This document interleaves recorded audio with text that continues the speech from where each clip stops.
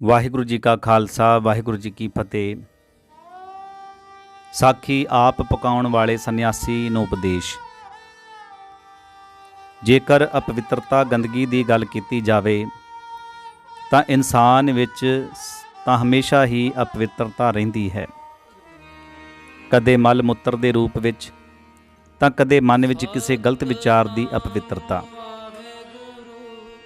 ਬਾਹਰੀ ਸ਼ੁੱਧਤਾ ਕੇਵਲ ਉਨੀ ਹੀ ਹੋਣੀ ਚਾਹੀਦੀ ਹੈ ਕਿ ਜਿਸ ਵਿੱਚ ਕੀਟਾਣੂ ਆਦਿ ਦਾ ਬਚਾਅ ਹੋ ਸਕੇ। ਜ਼ਿਆਦਾ ਸ਼ੁੱਧਤਾ ਦਿਖਾਣਾ ਪਾਖੰਡ ਦਾ ਕਾਰਨ ਬਣਦਾ ਹੈ।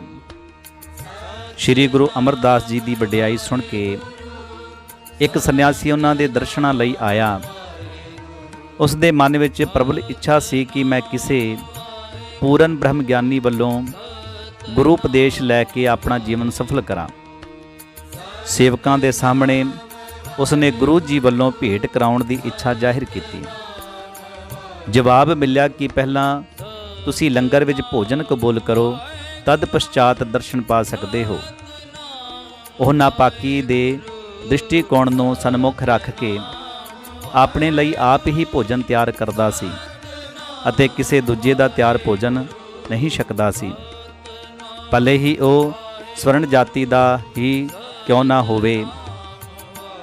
ਉਸ ਸੰਨਿਆਸੀ ਨੇ ਸੇਵਕਾਂ ਵੱਲੋਂ ਬੇਨਤੀ ਕੀਤੀ ਕਿ ਮੈਨੂੰ ਤਾਂ ਤੁਸੀਂ ਰਚ ਦੇ ਦਿਓ, ਮੈਂ ਆਪ ਹੀ ਪਕਾ ਲਵਾਂਗਾ। ਇਹ ਮੇਰੇ ਜੀਵਨ ਭਰ ਦਾ ਵਰਤ ਹੈ। ਦੂਸਰੇ ਦੇ ਦੁਆਰਾ ਤਿਆਰ ਭੋਜਨ ਕਰਦਾ ਹੀ ਨਹੀਂ ਹਾਂ। ਸੇਵਕਾਂ ਨੇ ਇਸ ਗੱਲ ਦੀ ਚਰਚਾ ਗੁਰੂ ਜੀ ਵੱਲ ਕੀਤੀ।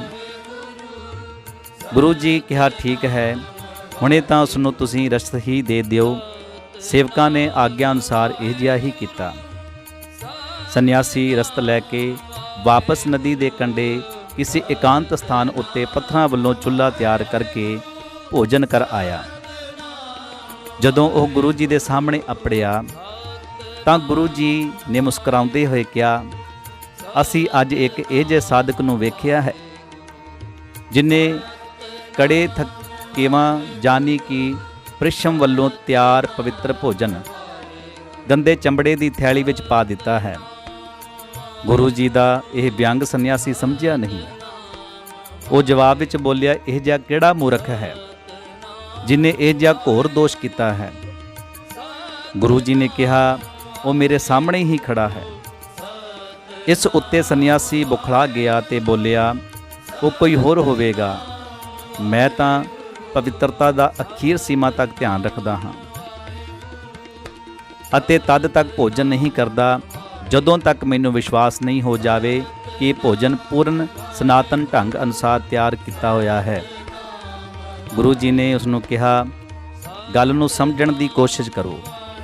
ਅਸੀਂ ਕਿਹਾ ਹੈ ਕਿ ਪਵਿੱਤਰ ਭੋਜਨ ਨੂੰ ਉਸਨੇ ਚਮੜੇ ਦੀ ਗੰਦੀ ਥੈਲੀ ਵਿੱਚ ਪਾਇਆ ਹੈ। ਸੰਨਿਆਸੀ ਨੂੰ ਫਿਰ ਠੋਕਰ ਲੱਗੀ। ਉਹ ਬੋਲਿਆ, ਮੈਂ ਸਮਝਿਆ ਨਹੀਂ। ਗੁਰੂ ਜੀ ਨੇ ਕਿਹਾ, ਇਹ ਸਾਡਾ ਸਰੀਰ ਇੱਕ ਗੰਦੇ ਚਮੜੀ ਦੀ ਥੈਲੀ ਹੀ ਤਾਂ ਹੈ। ਇਸ ਵਿੱਚ ਪਵਿੱਤਰ ਅਨਾਜ ਪਾਣੀ ਪਾਉਂਦੇ ਹੀ ਮਲ ਮੂਤਰ ਵਿੱਚ ਪਰਿਵਰਤਿਤ ਹੋ ਜਾਂਦਾ ਹੈ ਅਤੇ ਉਸ ਵਿੱਚ ਬਦਬੂ ਭਰ ਜਾਂਦੀ ਹੈ। ਕੀ ਇਹ ਠੀਕ ਨਹੀਂ ਹੈ? ਸੰਨਿਆਸੀ ਨੇ ਸਿਰ ਝੁਕਾ ਲਿਆ ਤੇ ਕਿਹਾ, ਮੈਨੂੰ ਮਾਫ ਕਰੋ, ਮੈਂ ਕੁਦਰਤ ਦਾ ਰਹੱਸ ਜਾਣ ਹੀ ਨਹੀਂ ਪਾਇਆ। ਅਨਵਿਅਕਤ ਹਾਂ, ਗਿਆਨ ਦੀ ਇੱਛਾ ਲਈ ਤੁਹਾਡੇ ਚਰਨਾਂ ਵਿੱਚ ਮੌਜੂਦ ਹੋਇਆ ਹਾਂ। ਗੁਰੂ ਜੀ ਨੇ ਕਿਹਾ, ਨਾਪਾਕੀ ਵੱਲੋਂ ਮੰਤਵ ਕੇਵਲ ਜੀਵਾਣੂ ਅਤੇ ਕੀਟਾਣੂਆਂ ਵੱਲੋਂ ਸੁਰੱਖਿਆ ਕਰਨਾ ਹੈ, ਨਾ ਕਿ ਸਮਾਜ ਵਿੱਚ ਭੁਲੇਖੇ ਦਾ ਜਾਲ ਫੈਲਾਉਣਾ ਅਤੇ ਅਮੁੱਲ ਜੀਵਨ ਨੂੰ ਨਾਪਾਕੀ ਦੇ ਨਾਮ ਉੱਤੇ ਕਰਮ ਕਾਂਡਾਂ ਵਿੱਚ ਨਸ਼ਟ ਕਰਨਾ। ਜਦੋਂ ਲੰਗਰ ਵਿੱਚ ਸਾਰੇ ਸਮਾਜ ਦੇ ਸਿਹਤ ਦਾ ਧਿਆਨ ਰੱਖ ਕੇ ਭੋਜਨ ਤਿਆਰ ਕੀਤਾ ਜਾਂਦਾ ਹੈ ਅਤੇ ਸਾਰੇ ਵਰਗ ਦੇ ਲੋਕ ਉਸ ਦੇ ਅਧਿਕਾਰੀ ਹਨ, ਤਾਂ ਤੁਸੀਂ ਉੱਥੇ ਭੋਜਨ ਕਰਨ ਵੱਲੋਂ ਕਿਉਂ ਮਨਾਹੀ ਕੀਤੀ ਹੈ? ਸੰਨਿਆਸੀ ਨੂੰ ਆਪਣੀ ਰੂੜੀਵਾਦੀ ਵਿਚਾਰਧਾਰਾ ਖੋਖਲੀ ਦ੍ਰਿਸ਼ਟਮਾਨ ਹੋ ਰਹੀ ਸੀ। ਉਸਨੇ ਗੁਰੂ ਜੀ ਵੱਲੋਂ ਫਿਰ ਮਾਫੀ ਬੇਨਤੀ ਕੀਤੀ ਅਤੇ ਕਿਹਾ, ਮੈਨੂੰ ਗਿਆਨ ਦਿਓ।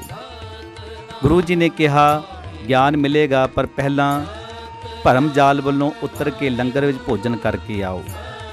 ਸੰਨਿਆਸੀ ਤੁਰੰਤ ਪਰਤ ਕੇ ਲੰਗਰ ਵਿੱਚ ਭੋਜਨ ਕਰਨ ਗਿਆ। ਸੇਵਾਦਾਰਾਂ ਨੇ ਉਸ ਨੂੰ ਬਹੁਤ ਆਦਰ ਭਾਵ ਵੱਲੋਂ ਭੋਜਨ ਕਰਾਇਆ। ਸੰਨਿਆਸੀ ਨੇ ਭੋਜਨ ਕਰਦੇ ਸਮਾਂ ਭੋਜਨ ਵਿੱਚ ਅਦਭੁਤ ਸਵਾਦ ਪਾਇਆ। ਉਸ ਨੇ ਜੀਵਨ ਵਿੱਚ ਪਹਿਲੀ ਵਾਰ ਇੰਨਾ ਸਵਾਦਿਸ਼ਟ ਭੋਜਨ ਕੀਤਾ ਸੀ, ਜਿਸ ਕਾਰਨ ਉਹ ਆਨੰਦਿਤ ਹੋ ਉੱਠਿਆ। ਜਦੋਂ ਉਹ ਫਿਰ ਗੁਰੂ ਜੀ ਦੇ ਸਾਹਮਣੇ ਮੌਜੂਦ ਹੋਇਆ ਤਾਂ ਉਸ ਦੇ ਜੀਵਨ ਵਿੱਚ ਕ੍ਰਾਂਤੀ ਆ ਗਈ ਸੀ। ਉਹ ਕਹਿਣ ਲੱਗਾ, ਕਿਰਪਾ ਕਰਕੇ ਮੈਨੂੰ ਸਦੀਵੀ ਗਿਆਨ ਪ੍ਰਦਾਨ ਕਰੋ। ਗੁਰੂ ਜੀ ਨੇ ਬਾਣੀ ਉਚਾਰਨ ਕੀਤੀ, ਭਗਤਾਂ ਕੀ ਚਾਲ ਨਿਰਾਲੀ, ਚਾਲਾਂ ਨਿਰਾਲੀ ਭਗਤਾਂ ਕੇਰੀ, ਬਿਖਮ ਮਾਰਗ ਚੱਲਣਾ, ਲਾਭ ਲੋਭ ਅਹੰਕਾਰ ਤਜ ਤ੍ਰਿਸ਼ਨਾ, ਬਹੁਤ ਨਾਹੀ ਬੋਲਣਾ, ਖਨਿਓ ਤਿੱਖੀ ਵਾਲੋਂ ਨਿੱਕੀ, ਏਤ ਮਾਰਗ ਜਾਣਾ, ਗੁਰ ਪ੍ਰਸਾਦੀ ਜਿਨੀ ਆਪ ਤਜਿਆ, ਹਰ ਵਾਸਨਾ ਸਮਾਣੀ, ਕਹਿ ਨਾਨਕ ਚਾਲ ਭਗਤਾਂ ਜੁਗ ਹੋ ਜੁਗ ਨਿਰਾਲੀ। ਸ਼ਬਦ ਭਾਵ, ਜਿਹੜੇ ਸੁਭਾਗ ਬੰਦੇ ਆਤਮਿਕ ਆਨੰਦ ਮਾਣਦੇ ਹਨ ਉਹੀ ਭਗਤ ਹਨ ਤੇ ਉਹਨਾਂ ਭਗਤਾਂ ਦੀ ਜੀਵਨ ਜੁਗਤੀ ਦੁਨੀਆ ਦੇ ਲੋਕਾਂ ਨਾਲੋਂ ਸਦਾ ਵੱਖਰੀ ਰਹਿੰਦੀ ਹੈ। ਇਹ ਪੱਕੀ ਗੱਲ ਹੈ ਕਿ ਉਹਨਾਂ ਭਗਤਾਂ ਦੀ ਜੀਵਨ ਜੁਗਤੀ ਹੋਰਨਾਂ ਨਾਲੋਂ ਵੱਖਰੀ ਹੁੰਦੀ ਹੈ।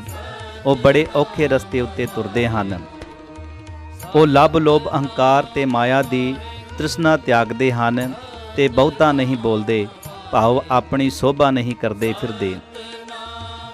ਇਸ ਰਸਤੇ ਉੱਤੇ ਤੁਰਨਾ ਬੜੀ ਔਖੀ ਖੇਡ ਹੈ, ਕਿਉਂਕਿ ਇਹ ਰਸਤਾ ਖੰਡੇ ਦੀ ਧਾਰ ਨਾਲੋਂ ਤਿੱਖਾ ਤੇ ਵਾਲ ਨਾਲੋਂ ਪਤਲਾ ਹੈ। ਇਸ ਉੱਤੋਂ ਡਿੱਗਣ ਦੀ ਸੰਭਾਵਨਾ ਹਰ ਵੇਲੇ ਬਣੀ ਰਹਿੰਦੀ ਹੈ, ਕਿਉਂਕਿ ਦੁਨੀਆ ਵਾਲੀ ਵਾਸ਼ਨਾ ਮਨ ਦੀ ਅਡੋਲਤਾ ਨੂੰ ਧੱਕਾ ਦੇ ਦਿੰਦੀ ਹੈ। ਪਰ ਜਿਨ੍ਹਾਂ ਨੇ ਗੁਰੂ ਦੀ ਕਿਰਪਾ ਨਾਲ ਆਪਣਾ ਭਾਵ ਛੱਡ ਦਿੱਤਾ ਹੈ, ਉਹਨਾਂ ਦੀ ਮਾਇਕ ਵਾਸ਼ਨਾ ਹਰੀ ਪ੍ਰਭੂ ਦੀ ਯਾਦ ਵਿੱਚ ਮੁੱਕ ਜਾਂਦੀ ਹੈ। ਸਤਿਗੁਰੂ ਜੀ ਫਰਮਾਉਂਦੇ ਹਨ, ਆਤਮਿਕ ਆਨੰਦ ਮਾਣਨ ਵਾਲੇ ਭਗਤ ਜਨਾਂ ਦੀ ਜੀਵਨ ਜੁਗਤੀ ਸਦਾ ਤੋਂ ਹੀ ਦੁਨੀਆ ਨਾਲੋਂ ਵੱਖਰੀ ਚੱਲਦੀ ਆ ਰਹੀ ਹੈ। ਗੁਰੂ ਜੀ ਨੇ ਕਿਹਾ, ਜੋ ਮਨੁੱਖ ਆਤਮਿਕ ਮਾਰਗ ਦਾ ਯਾਤਰੀ ਬਣਨਾ ਚਾਹੁੰਦਾ ਹੈ, ਉਹ ਪੂਰਨ ਗੁਰੂ ਦੇ ਭਾਣੇ ਵਿੱਚ ਰਹਿ ਕੇ ਆਪਣੇ ਅਸਤਿਤਵ ਨੂੰ ਮਿੱਟੀ ਵਿੱਚ ਮਿਲਾ ਦੇਵੇ। ਭਾਵ ਇਹ ਹੈ ਕਿ ਮਨੁੱਖ ਆਪਣੇ ਅਹੰਗ ਭਾਵ ਨੂੰ ਖਤਮ ਕਰ ਤ੍ਰਿਸ਼ਨਾ ਦੀ ਅੱਗ ਨੂੰ ਖਤਮ ਕਰੇ। ਇਹ ਰਸਤਾ ਬਹੁਤ ਔਖਾ ਹੈ, ਪਰ ਇਸ ਵਿੱਚ ਪ੍ਰਾਪਤੀਆਂ ਜ਼ਿਆਦਾ ਅਤੇ ਤੁਰੰਤ ਹਨ। ਸਾਧ ਸੰਗਤ ਜੀ, ਆਪ ਜੀ ਨੂੰ ਇਹ ਸਾਖੀ ਕਿਸ ਤਰ੍ਹਾਂ ਲੱਗੀ? ਆਪ ਜੀ ਆਪਣੇ ਵਿਚਾਰ ਕਮੈਂਟ ਵਿੱਚ ਜ਼ਰੂਰ ਦੇਣਾ ਅਤੇ ਸਾਡੇ ਚੈਨਲ ਪਦਮਪੁਰੀ ਟੀਵੀ ਨੂੰ ਸਬਸਕ੍ਰਾਈਬ ਕਰਨਾ ਅਤੇ ਇਸ ਵੀਡੀਓ ਨੂੰ ਅੱਗੇ ਵੀ ਸ਼ੇਅਰ ਕਰਨਾ, ਤਾਂ ਕਿ ਹੋਰ ਸੰਗਤਾਂ ਕੋਲ ਵੀ ਇਹ ਵੀਡੀਓ ਪਹੁੰਚੇ ਤੇ ਸੰਗਤਾਂ ਵੱਧ ਤੋਂ ਵੱਧ ਇਸ ਵੀਡੀਓ ਨੂੰ ਸੁਣ ਕੇ ਲਾਹਾ ਪ੍ਰਾਪਤ ਕਰਨ ਜੀ। ਵਾਹਿਗੁਰੂ ਜੀ ਕਾ ਖਾਲਸਾ, ਵਾਹਿਗੁਰੂ ਜੀ ਕੀ ਫਤਿਹ।